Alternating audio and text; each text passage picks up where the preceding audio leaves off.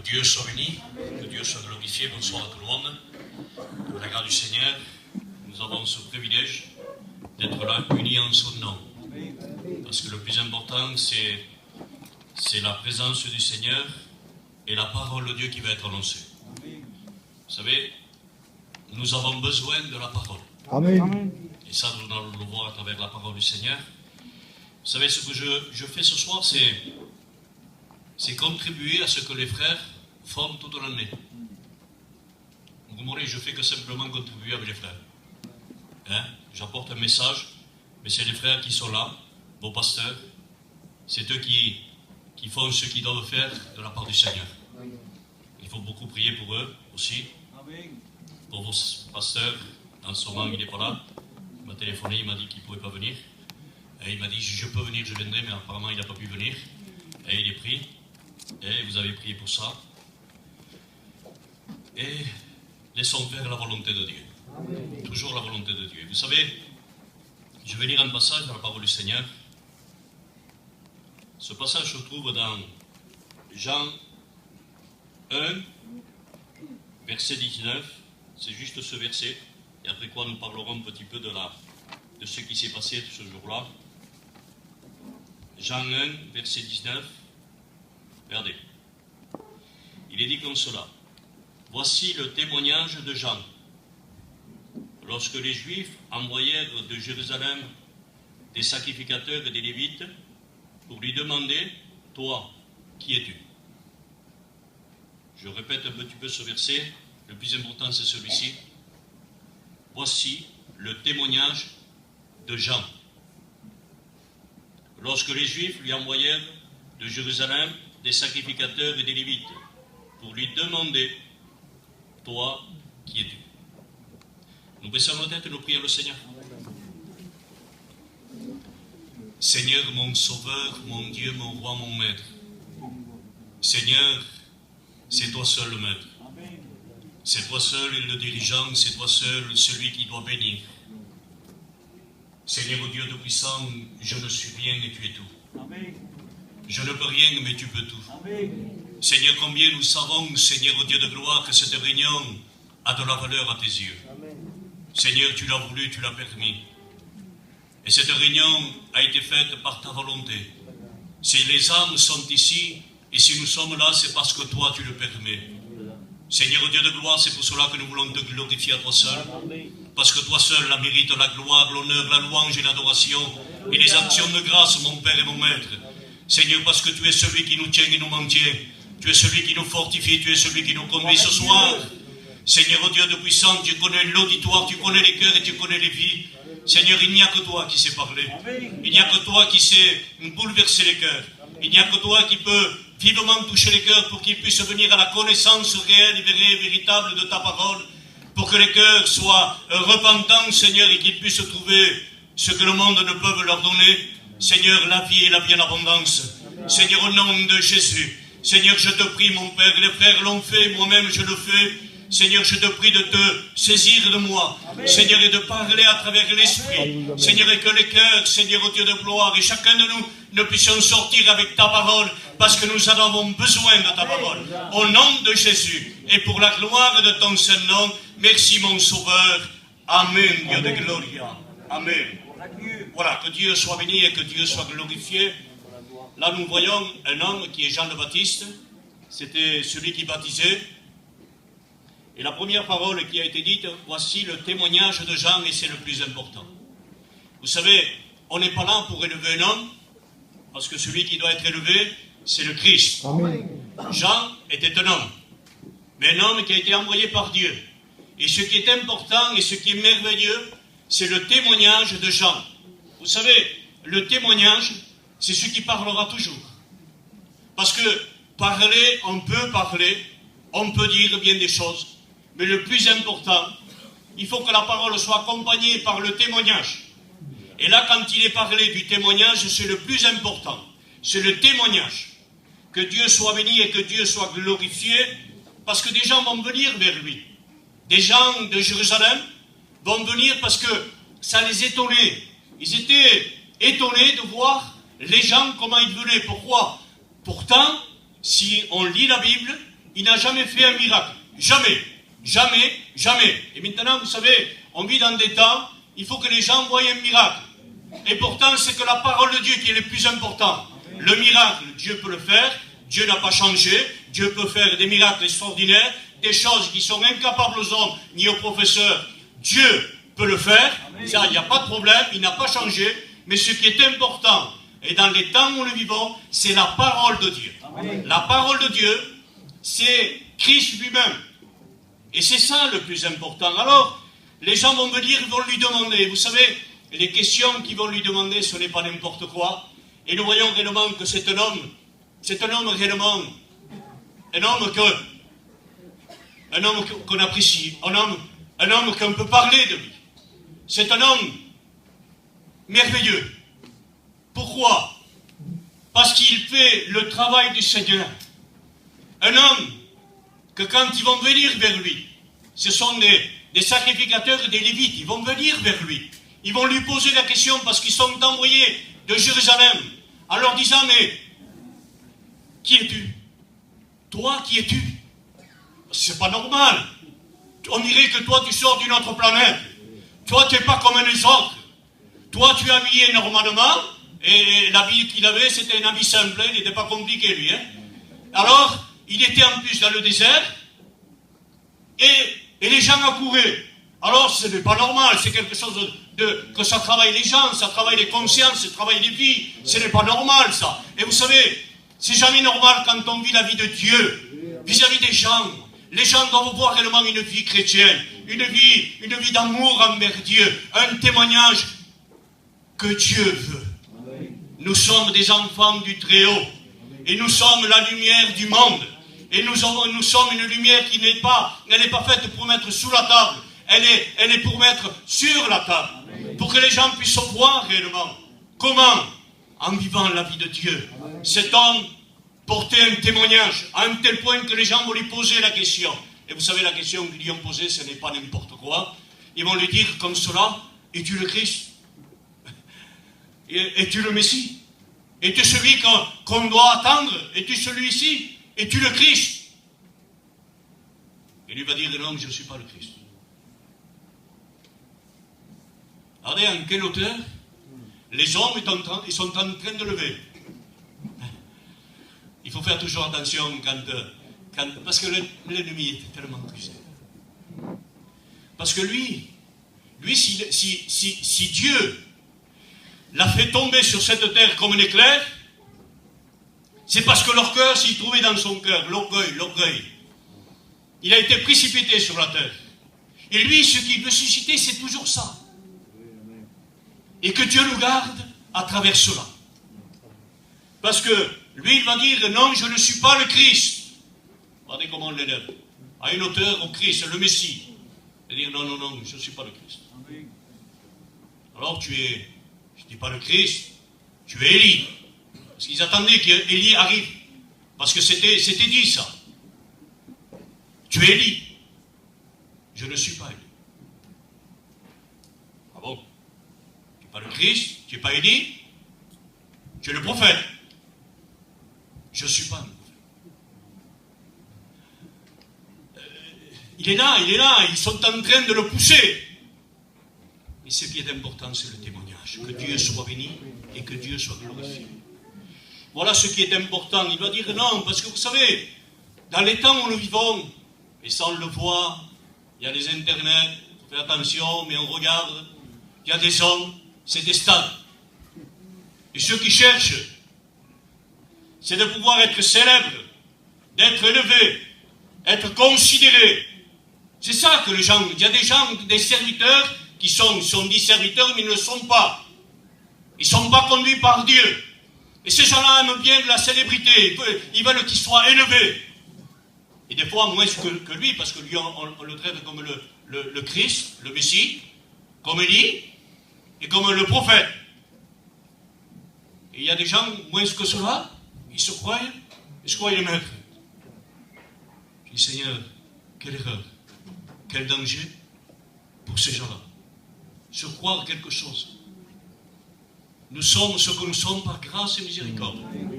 Il Il n'y a pas. La gloire est pour lui. Amen. Et toute la gloire est pour lui. Amen. Et c'est ce que Jean le Baptiste est en train de faire. Et pour moi, je me suis dit, Seigneur, c'est un témoignage, non simplement à son époque, mais c'est un témoignage pour moi, pour ma vie, qui m'enseigne, qui me fait comprendre, parce qu'on doit vivre la parole de Dieu.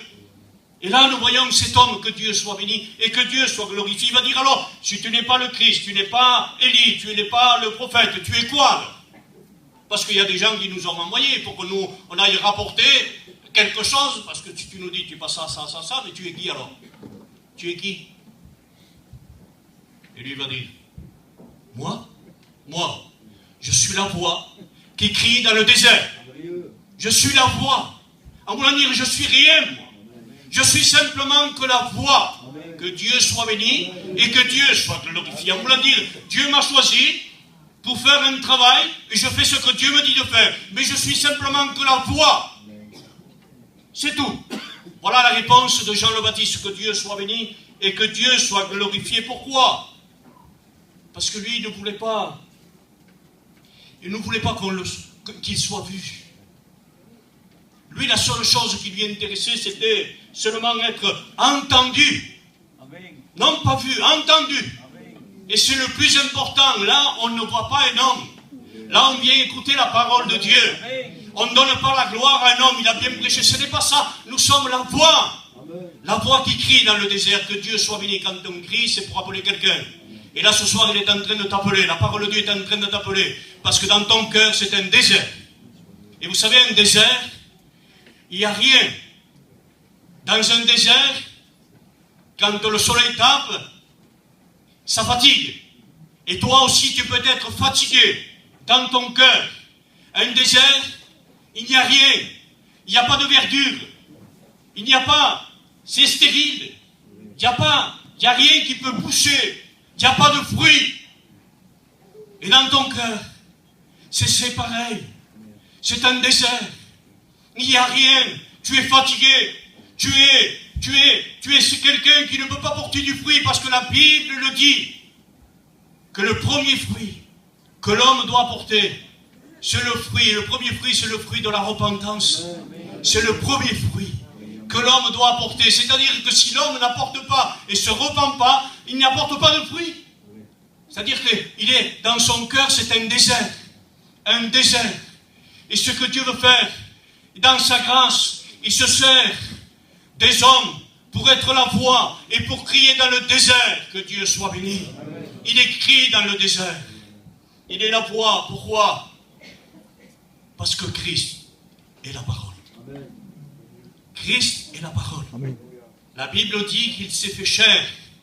La parole s'est faite chair. Nous sommes la voix, mais lui, il est la parole. Que Dieu soit béni. Et le plus important, c'est cela. Jean était la voix, mais Christ était la parole. La parole a besoin de la voix pour se faire connaître. La parole a besoin de la voix pour se faire connaître. Mais la voix n'a aucune valeur sans la parole. C'est-à-dire que l'homme n'a aucune valeur sans la parole. Vous comprenez? Ce que nous, on veut donner la valeur, c'est à la parole de Dieu. Ce que nous, on veut donner la valeur, c'est à Christ. Celui seul, que Dieu soit béni. Nous sommes la voix, simplement. Mais lui, il est la parole. Imaginez que moi, je suis là et que je puisse dire simplement une voix. Ah, ça ne sert à rien. Je passe une demi-heure en train de dire ah, il n'y a rien qui sort. Ça n'a pas de valeur. Le plus important, c'est la parole. Et c'est celle qui va faire de l'effet dans les cœurs. Alors, ce n'est pas nous qui avons de la valeur, rien du tout. Celui qui a de la valeur, c'est le Christ. Amen. Et celui qu'on doit présenter, c'est le Christ. Amen. Et c'est ce que Jean le Baptiste faisait. Que Dieu soit béni et que Dieu soit glorifié. Quel témoignage. Et c'est ce que Dieu nous demande à chacun de nous, Église de Dieu. Et moi, je fais partie de l'Église comme vous. Et nous sommes appelés à rendre un témoignage plus que jamais. Parce que nous vivons réellement, nous le voyons, nous le sentons, nous le voyons de nos yeux, nous entendons bien souvent des choses. Nous avons besoin de la grâce du Seigneur pour pouvoir nous tenir devant le Seigneur et de dire Seigneur, que ta volonté se fasse dans ma vie. Seigneur, nous sommes les témoins sur cette terre.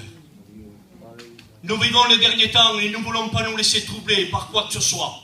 Nous ne voulons pas que les gens disent « Ah, tu as bien prêché, moi je fais très attention à cela. » Comme les frères le font aussi. Il n'y a pas de problème, nous sommes tous pareils. Nous avons compris ce qui est la grâce de Dieu et on veut rester dans la grâce du Seigneur. Quand il y a des gens qui disent « Ça arrive, tu as bien prêché, frère. » Eh bien, gloire à Dieu. Mais c'est le plus important, c'est lui. On dit qu'un mot, nous, on dit les paroles du Seigneur. Mais le plus important, ça sort tout de là. Le plus important, c'est que vous écoutiez la parole de Dieu. Mais c'est que vous veniez écouter la parole de Dieu. Amen. Au nom du Seigneur. Amen. On ne vient pas écouter un homme. On vient écouter Dieu. Amen. Parce que l'homme ne t'apportera rien. Moi, je ne t'apporterai jamais rien. Celui qui peut t'apporter, c'est le Christ. Amen. Celui qui peut t'aider, c'est le Christ. Amen. Celui qui peut te donner la vie, c'est le Christ. Amen. Celui qui peut venir à te guérir, c'est le Christ. Amen. Lui seul peut faire tout. Que Dieu soit béni et que Dieu soit glorifié. Alors quand il disait, je suis la voie, alors les gens vont dire, mais si tu es la voie, comment ça se fait que tu baptises? Il va dire comme cela, moi je vous baptise d'eau. Mais il va dire comme cela, c'est une parole qui est plus importante. Il va dire, moi je vous baptise d'eau, c'est-à-dire le baptême de repentance. Mais au milieu de vous, il y en a un que vous ne connaissez pas. Et c'est ce que le Seigneur peut faire. Que Dieu soit au milieu de vous. Et ça, je le crois de tout mon cœur. Nous, les chrétiens, nous le croyons. Nous savons que la Bible dit 2 ou 3 réunis en mon nom. Réunis en son nom. Je me trouve au milieu de vous. Au milieu de nous, il y a le Christ. Et Jean le Baptiste va dire comme cela. Il va dire, moi je vous baptise d'eau, mais celui qui est au milieu de vous, vous ne le connaissez pas. C'est-à-dire, vous ne connaissez pas. Si vous ne connaissez pas celui qui est au milieu de vous, je vais vous le présenter. Et ça, c'est très important quand nous sommes avec quelqu'un et qu'on connaît très bien la personne. Et quand on rencontre quelqu'un qu'on connaît aussi, il dit voilà, je te présente un tel. On le présente. Mais là, ce n'est pas un homme. Celui qui va présenter Jean le Baptiste, c'est le plus important. Et que ce soir, tu puisses entendre non simplement la voix de celui qui est en train de te parler, mais que tu puisses connaître celui qui va te présenter.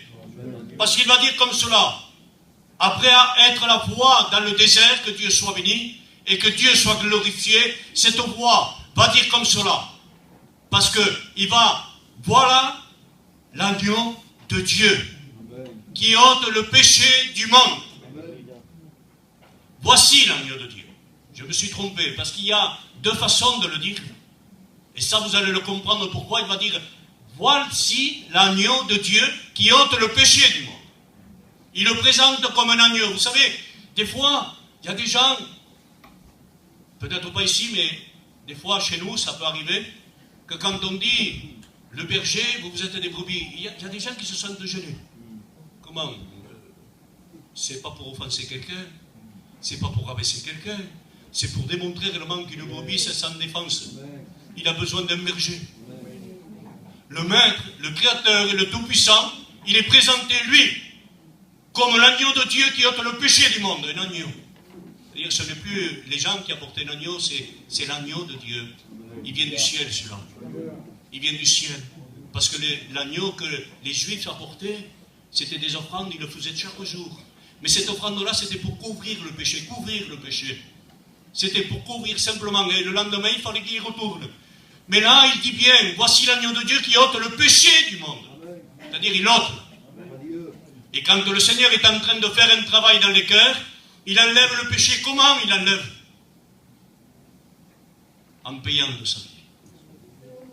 Il en a payé de sa vie, c'est le plus important. Vous savez, on dit bien rapidement qu'il en a payé de sa vie. Que nous puissions réaliser réellement l'amour et la grâce du Seigneur. Parce que vous savez, lui en étant le puissant et le tout-puissant, il a été mené comme un agneau à la boucherie. Il n'a point ouvert sa bouche. Il n'a rien dit. Il avait tout pouvoir. Il pouvait, un seul mot du Seigneur, quand il a dit c'est moi. On cherche Jésus, c'est moi. Les gens sont tombés. Simplement un mot, c'est moi. Les gens sont tombés. Imaginez un petit peu s'il aurait dit Il n'y a plus personne qui existe. Il est le Tout-Puissant. Amen. Et lui, par amour pour toi, pour moi et pour le monde entier, il a donné sa vie sans rien dire. Et vous savez, quand on dit il a donné sa vie, il faut voir par où il est passé, le Seigneur. C'est le plus important, que Dieu soit béni, que Dieu soit glorifié. Parce que vous savez, les gens se sont moqués du Seigneur, se sont moqués du Seigneur. Il y a des gens qui ne prennent pas la parole de Dieu au sérieux. Ils sont en train de vouloir faire comme ils veulent. Ça, l'homme est libre. La parole de Dieu, c'est sérieux. La parole de Dieu est sérieuse. Le Seigneur, lui, il n'a rien dit. Vous savez ce qu'on l'a fait? On l'a frappé. Son dos à lui, la Bible nous dit que son dos à lui était comme un terrain labouré. C'était que des plaies. Je vous demande pardon pour cette parole-là. C'était des plaies, tout son dos était meurtri complètement. Le sang commençait à couler. Et non simplement avec cela, ils se sont moqués de lui. Vous savez ce qu'ils lui ont fait? Ils lui ont levé son vêtement. Ils lui ont mis un vêtement de pourpre, comme un roi. Tu es le roi. Ils disent que tu es le roi. Alors on va t'habiller comme un roi. Mais un roi a besoin d'une couronne. Et on va te faire une couronne. Ils se sont moqués de lui. Ils lui ont mis une couronne d'épines. Les épines, c'était des épines assez longues. Ils lui ont mis sur sa tête. Et non simplement, ils lui ont mis cette couronne sur sa tête. La Bible nous dit qu'avec un roseau, on le frappait sur la tête. Ces épines rentraient dans sa tête. Que Dieu soit béni et que Dieu soit glorifié pour son amour immense, glorieux et merveilleux. Ces épines rentraient sur sa tête. Son sang coulait de sa tête. Tout cela, il le faisait pour toi. Il le faisait pour moi. Il n'a point ouvert sa bouche. Il était là en train de subir ce que les gens lui faisaient. C'était la méchanceté des hommes. Vous me direz, mais moi j'aurais été là-bas, je l'aurais défendu. Mais tu sais que c'est par rapport à ton péché, mon péché, que le Seigneur a subi ses conséquences. Il en a subi de sa vie. Il a déversé son sang. La Bible nous dit qu'on lui a arraché la barbe. Arracher la barbe, quand on dit arracher la barbe, c'est qu'on lui a arraché de sa peau. Il n'a point ouvert sa bouche. Il ne disait rien. Il ne disait rien, simplement qu'un regard pouvait le faire tomber à genoux. Mais il ne disait rien. Il était là, en train de souffrir, parce qu'il faisait la volonté de Dieu son Père, que Dieu soit béni. C'était la volonté de Dieu de mourir à la croix. Mais c'était l'obéissance totale jusqu'à la croix. Et Jésus mourait, il était là en train de souffrir. Et on lui a arraché la barbe. Il en a souffert de sa vie. Et la Bible nous dit, et je vous demande pardon pour cette parole-là, il n'y a pas plus honteux que cela. Il n'y a pas plus honteux que cela. Une gifle, c'est mauvais. Une parole, c'est très forte. Ça peut faire beaucoup de mal. On lui a craché en plein visage. On lui a craché en plein visage à notre Sauveur. Quelle méchanceté. Et lui, il n'a rien dit. Il était là comme l'agneau qui vient ôter le péché du monde. C'est pour cela que cette réunion a de la valeur. Elle a de la valeur. Et pour toi, je voudrais que tu comprennes cette voix qui est en train de te parler dans ton cœur. Parce que dans ta vie, il y a comme un désert, c'est vide. Et le Seigneur veut remplir ce désert. Il veut le changer avec une eau vive. Il veut que tu portes du fruit. Et le premier fruit, il faut que tu dises, Seigneur, je te demande pardon. Tu as fait cela pour moi. Tu as tout fait pour moi. Pour moi. Eh bien, pour toi, il l'a fait. Il l'a fait pour moi, il l'a fait pour chacun de nous. Alors, quand ils se sont moqués, la Bible nous dit qu'il a porté sa croix. Regardez s'il était fatigué. La croix, il ne pouvait plus. À un moment donné, il est tombé par terre, notre Sauveur. Il a fallu qu'il prenne quelqu'un qui venait des champs. Toi, viens, porte la croix. C'était les Romains qui me forçaient cet homme. Toi, viens, il porte la croix. Ici, c'est pas... On n'oblige personne. On n'oblige personne. C'est pas de forcer, de dire, toi, convertis-toi, toi, porte la croix. C'est pas ça. Non, non, non, c'est volontaire. C'est le plus important, c'est ça. Cet homme a porté la croix. Et Jésus marchait. À un tel point qu'il a pu prendre le temps. Parce que des femmes se frappaient la poitrine. Il pleurer. Vous savez, on peut pleurer, on peut avoir les sentiments de voir Jésus, Jésus. Le Seigneur va dire, ne pleurez pas sur moi.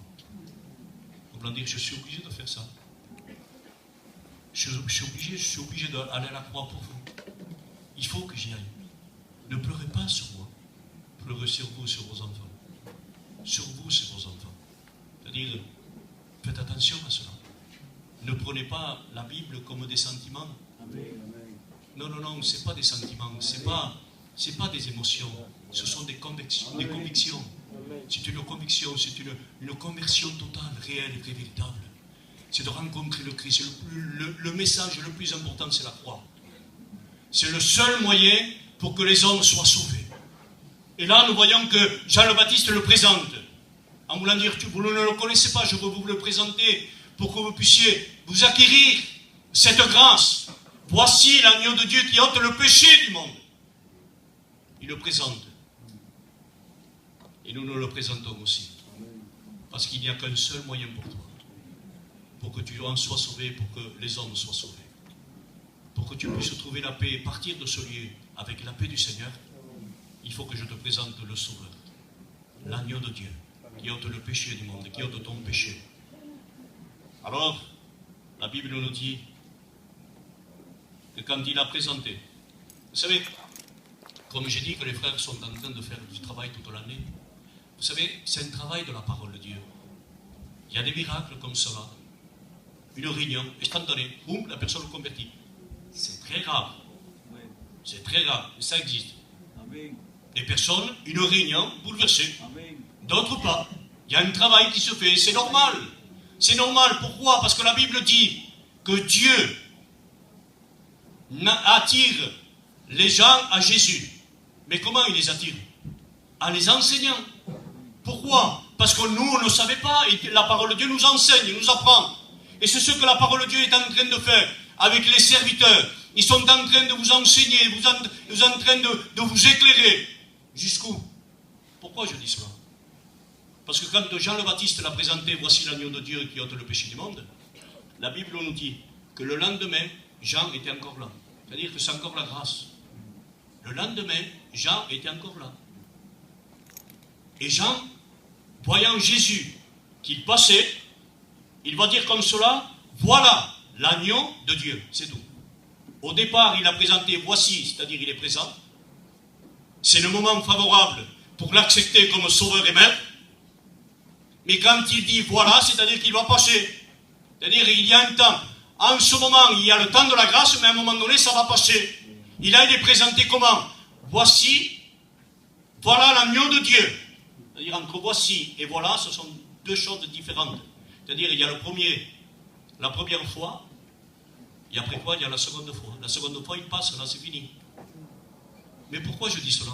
Parce que les disciples qui ont entendu, disciples, nous dit la Bible, les deux disciples qui étaient avec Jean le Baptiste, quand on dit disciples, c'est qu'ils ont été disciplinés par la parole de Dieu, enseignés par la parole de Dieu. Jean le Baptiste les a enseignés. Et quand il a dit, voilà l'agneau de Dieu, ils ont compris. Et maintenant il passe, je ne le lâche pas. J'ai été enseigné par la parole de Dieu, j'aime bien le serviteur, je respecte le pasteur, et je sais qu'il fait selon ce que la parole de Dieu dit, mais je ne suis pas le pasteur, je suis Jésus. Amen. Et voilà ce qu'ils ont fait. Amen. La Bible nous dit que les disciples, quand ils ont entendu que Jésus passait, ils ont dit maintenant je suis Jésus. Amen. Au départ, je suivais la parole de Dieu, j'étais enseigné, j'écoutais le pasteur, je ne savais pas. Quand j'avais un problème, j'allais voir le pasteur, c'était normal. Et ça, je continue à le faire. Quand il y a des problèmes, il n'y a pas de problème. On peut le faire. Mais on ne suit pas un homme, on suit Jésus. Amen. On suit Jésus. Et il y a des gens qui s'arrêtent là. Je suis disciple, je suis chrétien. Je connais parce que j'ai entendu bien souvent. Mais oui, mais il y a une autre étape avec le Seigneur. Il y a réellement le travail du Seigneur que tu acceptes le Christ dans ton cœur comme le Sauveur et Maître. Après quoi, tu ne suivras personne. Tu n'iras pas, je viens à la réunion parce que c'est toi qui m'amène. Maintenant, non, j'y vais de moi-même. J'ai plus besoin de personne. J'ai compris que j'ai besoin de la parole de Dieu. J'ai besoin de la voix de Dieu. J'ai besoin de cette parole-là. Je viens non pas pour faire plaisir à l'autre, mais je viens parce que j'ai compris. Et voilà ce qui est important, c'est que tu comprennes la parole de Dieu. Il faut que tu l'acceptes comme sauveur et maître, mais comme quoi celui seul qui peut ôter le péché de ton cœur par ce sang précieux de l'agneau de Dieu. Que Dieu soit béni et que Dieu soit glorifié. Et quand ils ont entendu cela, les disciples ont suivi Jésus. Et oui, mais c'est normal. La Bible dit qu'il est le chemin, la vérité et la vie. Il faut suivre. Il n'y a pas 36 chemins, il n'y a qu'un seul chemin. C'est le chemin du Seigneur. Et les disciples vont suivre Jésus. Et Jésus va s'arrêter. Et là, c'est la question qu'il va poser. Il va se tourner, il va dire, que cherchez-vous? Voilà. C'est le plus important. Que cherchez-vous? En réalité, quand on vient à la réunion, que cherches-tu? C'est quoi que tu cherches? C'est la question du Seigneur. Et moi, je ne fais que répéter ce que le Seigneur a dit. Que cherchez-vous? Pourtant, ils sont avec Jean le Baptiste, ils ont été enseignés, c'était des disciples, ils le suivent. Et le Seigneur va dire, que cherchez-vous? Voilà, maintenant, il faut savoir ce que vous cherchez. Vous cherchez quoi? Et ça, c'est la question pour toi. Je ne sais pas ce que tu cherches. En réalité, je ne sais pas. Mais le Seigneur le sait. Lui sonde chaque cœur et chaque vie. Si on cherche un intérêt, on ne reçoit rien. De toute façon, c'est un bien pour nous. Vous comprenez très bien que si on accepte la vie, et la vie en abondance, si on a le Christ dans la vie, dans notre cœur, on a la vie éternelle. Tout est un bien pour nous. Mais quel est ton intérêt? Que cherches-tu? Et ce soir, c'est ça la question. Que cherches-tu en réalité? Veux-tu une bénédiction? Le Seigneur est prêt à te la donner. Parce que quand on écoute la parole de Dieu, c'est une bénédiction. Mais tu pars avec une bénédiction, c'est tout. Et demain, ça sera quoi? Que cherches-tu? Quel est réellement l'intérêt de la parole de Dieu? Que cherches-tu? Une guérison. Dieu est capable de te guérir. Le Seigneur est capable de te guérir. Mais le Seigneur ne veut pas s'arrêter à une guérison. Parce que quand le paralytique est descendu devant le Seigneur il dit, voyons leur foi. Parce qu'ils avaient la foi. Parce que le Seigneur agit par la foi. Il n'y a pas de problème. Voyant leur foi, il va dire, tes péchés te sont pardonnés. Il était paralysé. Ils ont été transportés par des hommes. Ils ont descendu cet homme par le toit. Il aurait pu dire, Seigneur, c'est bien, mais regarde le risque que j'ai pris quand même. Ils m'ont transporté, et tu dis, je ne peux rien faire. Je suis paralysé complètement. On me fait tomber, on me fait descendre du toit. Si je viens à tomber, c'est encore plus pire. Et toi, Seigneur, tu me dis, tes péchés te sont pardonnés. Tu ne vois pas mon état, tu ne vois pas ma nécessité. Il aurait pu dire ça, il dit rien. Parce que la première des choses, le miracle le plus important, c'est que tes péchés soient pardonnés. Amen. C'est ça, tu as la vie, tu as la paix, tu as la joie du salut, tu as le ciel ouvert, amen. Tu as la bénédiction avec toi, tu as tout. La guérison, le Seigneur le fait. Pourquoi il l'a fait? Parce que Dieu veut montrer réellement. Parce qu'il y a des gens qui disent, mais qui est cet homme pour pardonner les péchés? Il est en train de blasphémer parce qu'on le considérait comme un homme, il est en train de blasphémer. Il n'y a que Dieu qui peut pardonner les péchés, mais Jésus est Dieu. Pour d'autres religions, non, ils ne disent pas. Ils ne disent pas que Jésus est Dieu, mais Jésus est Dieu. Amen. Et lui seul. Il va dire, pour que vous sachiez, et c'est le plus important, c'est que tu saches réellement. Le plus important de cette réunion, c'est que tu partes avec le Christ dans ton cœur. C'est le plus important. Il va dire, pour que vous sachiez que le Fils de l'homme, c'est-à-dire moi, et le pouvoir sur la terre de pardonner les péchés. C'est maintenant, c'est sur la terre. Il y a des gens qui disent, on verra après. Comment on verra après? Non, c'est maintenant. Les péchés sont pardonnés maintenant. Celui qui dit, Seigneur, je te demande pardon parce que j'ai péché contre toi. Seigneur, je te demande pardon parce que, Seigneur, je n'ai pas fait jusqu'à maintenant ce que je devais faire, mais je te demande pardon. C'est maintenant. Amen. La Bible dit maintenant. J'ai le pouvoir de pardonner tes péchés. Amen. Pour que vous sachiez que le Fils de l'homme a tout pouvoir. Alors, c'est plus facile. C'est quoi le plus facile? De dire au frère, je le connais, je me permets de lui dire, frère, tes péchés te sont pardonnés. C'est vite dit pour moi, je le dis rapidement. Mais pour que vous voyez, pour que vous croyez un petit peu, parce que ma parole est puissante. Et moi, ce que je veux, c'est le bien de ton cœur. Amen. Il va dire, lève-toi, prends ton lit et marche. Quel est le plus facile? Dire à tes péchés te sont pardonnés, ou lève-toi, prends ton lit et marche. Alors pour que vous sachiez, alors lève-toi, allez, lève-toi, montre-leur, parce que si tu es sauvé, tu dois marcher bas. Hein, tu dois marcher, c'est normal, je vais faire un miracle complètement. Si je te guéris à l'intérieur, je peux te guérir à l'extérieur. Je peux te faire du bien intérieur et extérieur dans ton corps. Je le peux. Moi, je tout pouvoir. Alors lève-toi, montre-leur, montre-leur. Ah, lève-toi. Cet homme s'est levé. Quel miracle. Vous voyez qu'après, il a pu dire, quand il a vu ce lit, c'était pas quelque chose qui lui rappelait, d'où je sors, de là. On m'a toujours transporté. Et peut-être toi, je te demande pardon, je ne veux pas t'offenser, je ne veux offenser personne, Dieu le sait. Mais toi, tu es peut-être paralysé spirituellement. Et jusqu'à maintenant, tu t'es laissé toujours porter. Mais viens, et toujours là. Il faut que tu mettes ta part un petit peu aussi. Mais la foi au moins. Si tu n'y arrives pas, mais foi à la parole de Dieu. Cet homme n'y arrivait pas, mais il a mis foi à la parole de Dieu. Il n'a fait que cela. Il a mis foi, il a obtenu.